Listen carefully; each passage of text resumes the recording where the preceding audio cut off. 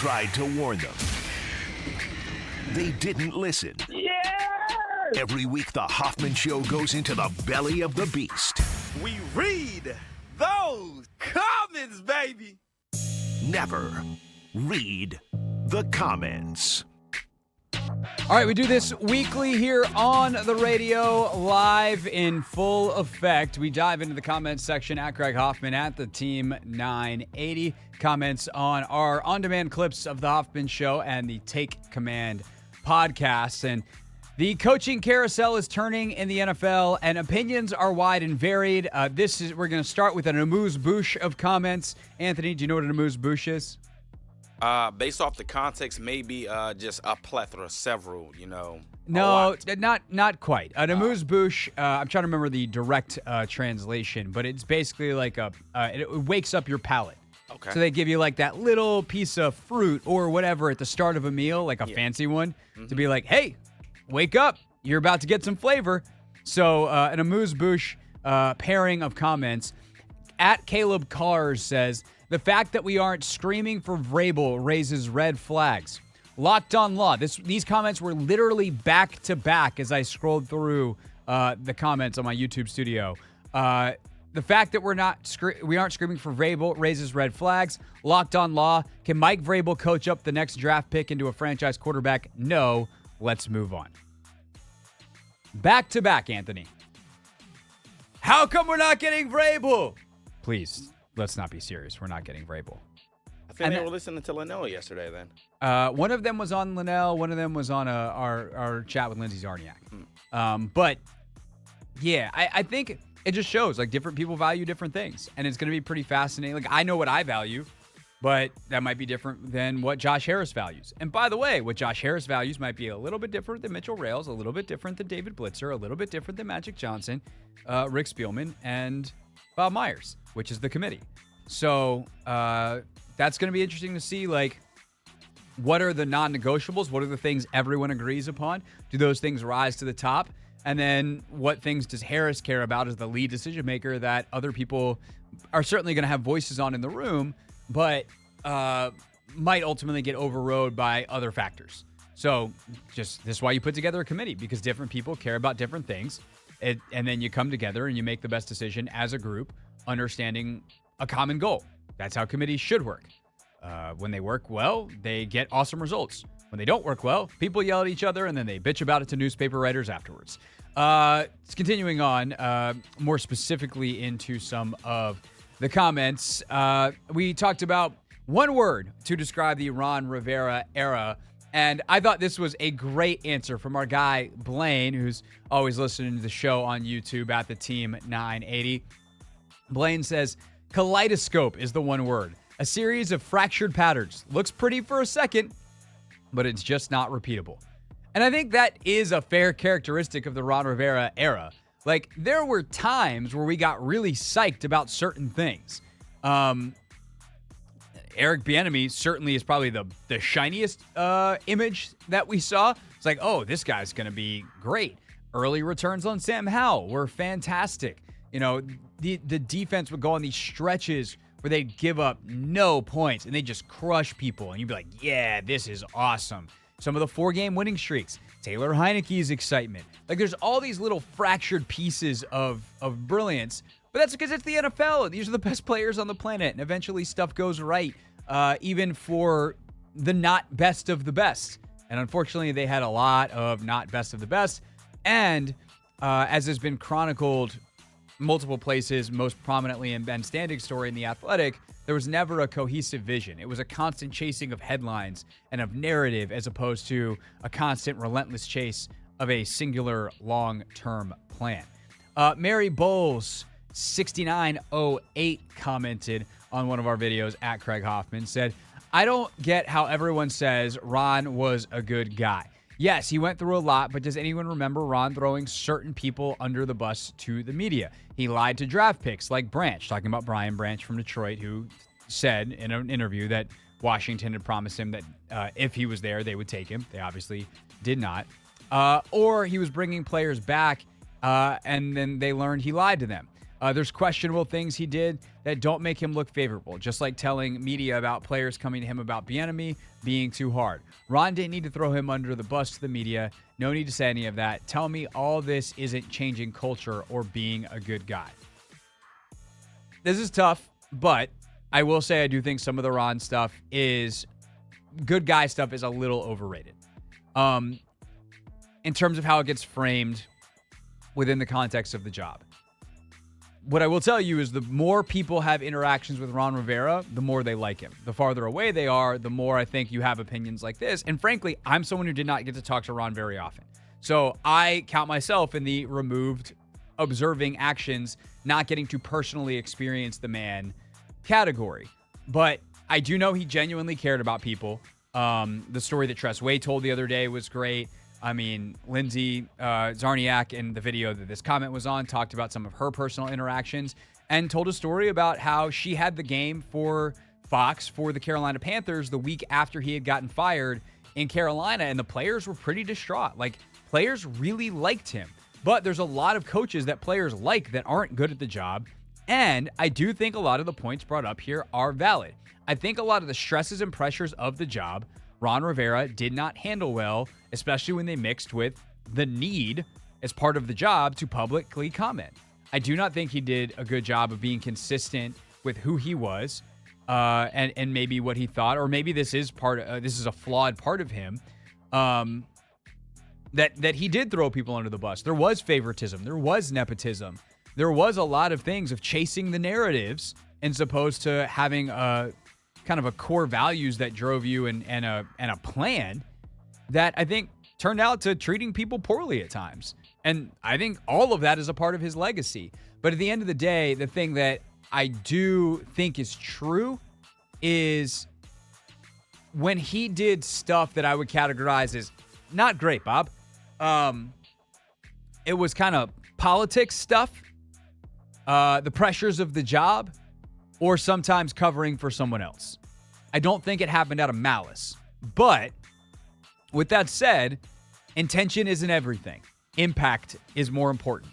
And the impact he occasionally had on people wasn't good. Not that any of us are perfect, but I do think that if we just say like, oh, Ron's a great guy because he didn't do X, Y, and Z that a lot of other football coaches do and whatever, and the players liked him, that is probably overly whitewashing his 4 years here and kind of the way he acted during them.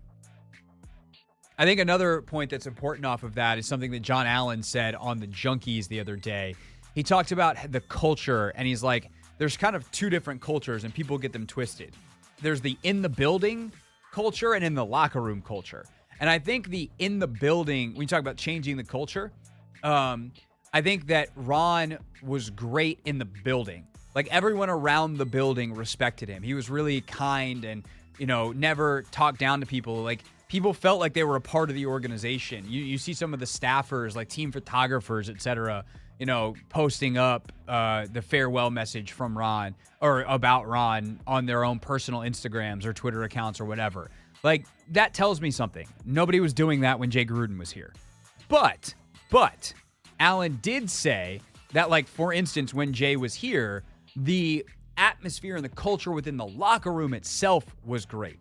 And that seemed to fall off under Rivera. Some of the favoritism, some of the lack of holding certain people up to the standard, some of the stuff that was allowed to slide because Ron was a little bit too nice if you want to be benevolent about it, or just wasn't up to the task of disciplining people and creating a culture of accountability that he claims to be and that a lot of people, I think, put on him. He just wasn't up to it. And that had an effect in the locker room that was hugely negative, that when you look at, how certain players were treated or how every player was treated during the Gruden era, there were times Jay did stuff that Jay didn't really want to do because it didn't help. Like, it made his job harder as the X's and O's guy, but he knew he had to do it. And there was also an empowerment of the players to do stuff. I think here, Ron took on like that role, and I think it undercut some of the leadership of players at times.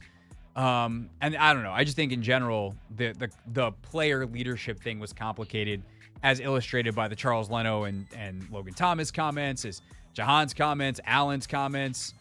not very cohesive. Not great in terms of the culture in the locker room while Ron was here, certainly at the end. But also, that's losing for you. Nobody's on the same page.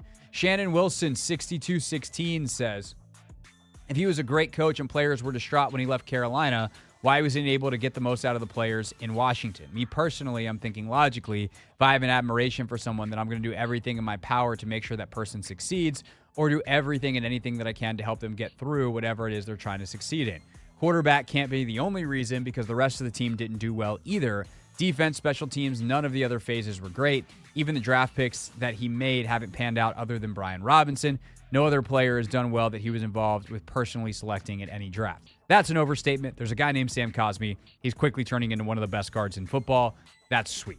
Cam Curl, fine. Like, we don't need to parse out. Everyone knows the players that have been at least okay, but he selected 0 Pro Bowlers, and that is atrocious in 4 years.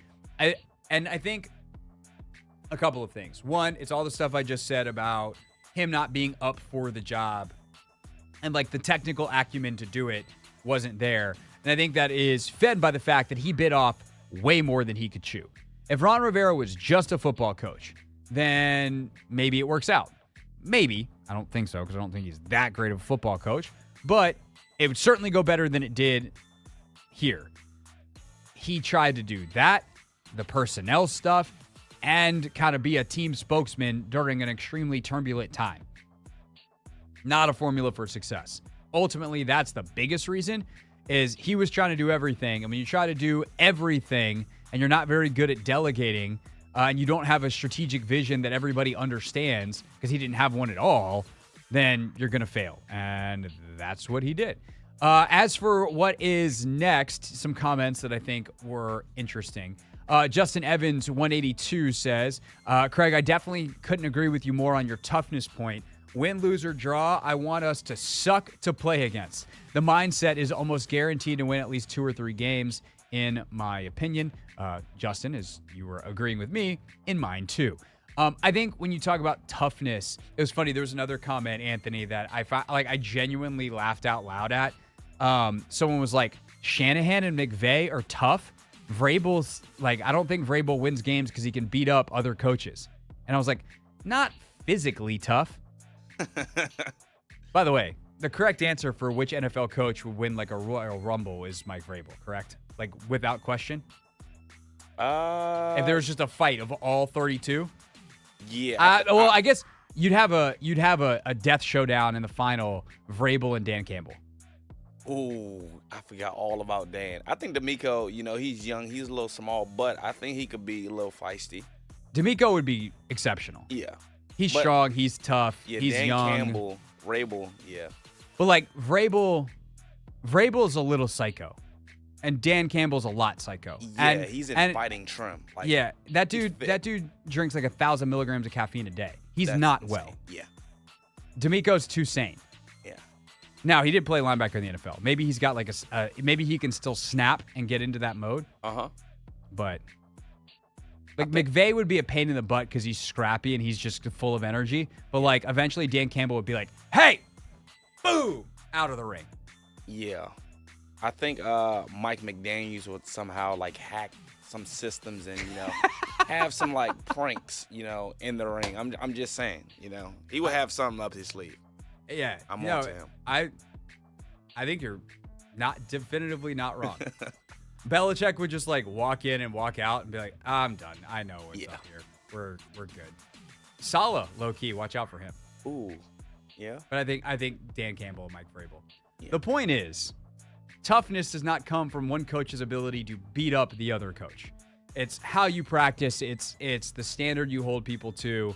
There's a toughness that is toughness is not machismo. Machismo is fake. Bravado is fake. Toughness is real. Toughness is doing the hard thing. Toughness is not I don't know. This is a weird analogy. I'm just going to say it, but toughness is going to therapy, not soaking it all in internally and just letting your emotions destroy you. That's weak. Toughness is going to therapy or seeking help. Understanding your place in the world and like doing the work. That's tough. And that kind of thing works in the NFL because you create buy-in. And so like doing the work of the interpersonal relationships, doing the work of the schematics and the late nights and but also having the guts to tell your coaches to go home because they're worn out and they're not actually doing a good job because they're so burnt out. Like there is this fine line that you're willing to make hard decisions that relates to toughness. And then there's a standard that you hold people to that you will not let them slip. You will not do the thing. This is I guess what I'm trying to say. Toughness is not taking the path of least resistance just because it's the easy thing to do. Toughness is willing to fight through some awkward situations, tough conversations, whatever, because it's ultimately the right thing to do. And that, from a coaching standpoint, translates extremely well. I think Vrabel is great with that. But a guy like Shanahan, a guy like McVay, O'Connell, D'Amico, Pete Carroll, all these guys have it in a way that really matters, and it's why they've all won games. Last but not least, Anthony, this was a funny. All right, there are two. Actually, let's go two funny ones to end it here. The first one was on one of our Sam Howell videos, and DMV_artist says, to say Sam Howell looked as though he could be the Commanders' future quarterback after watching the first half of the season isn't a hot take, because some people were trying to kill me in the comments for saying that. He was playing better than most first-year starting quarterbacks. However, he unraveled within the last 6 weeks. You get new information, you change your opinion. If I tell you I'm going to get Bob to give me a ride home, then I see Bob's drunk, so I decide to take an Uber home. It doesn't mean I lied to you. It means I changed my way of thinking after seeing new information. That goes in the top 5, I guess, so far of 2024. That's the best comment of 2024. Easily best comment of 2024. Maybe one of the best ones we've ever had. Yeah, that's funny. This one's just funny. Buddy Barlow 9604 says, I like Craig and I watch a lot of Craig, but sometimes I really do think you love to hear yourself talk. And buddy, let me tell you something. I host a solo radio show for 3 hours a day, 5 days a week. There ain't no other option. This time doesn't fill itself. Could I sit here and hit funny buttons all day? Do you understand the words that are coming out of my mouth? I mean, sure. That killed about 8 seconds. It ain't for the love of my own voice. It's because they pay me to do it. But thanks for watching. Thanks for listening. We're doing what we can over here. It's the Hoffman Show. We're on the Team 980. We're always live as well on the free Odyssey app. And every single Wednesday at 5:30, we hit never read the comments. Hey, this is DA, and you're listening to the Hoffman Show on the Team 980 and the Odyssey app.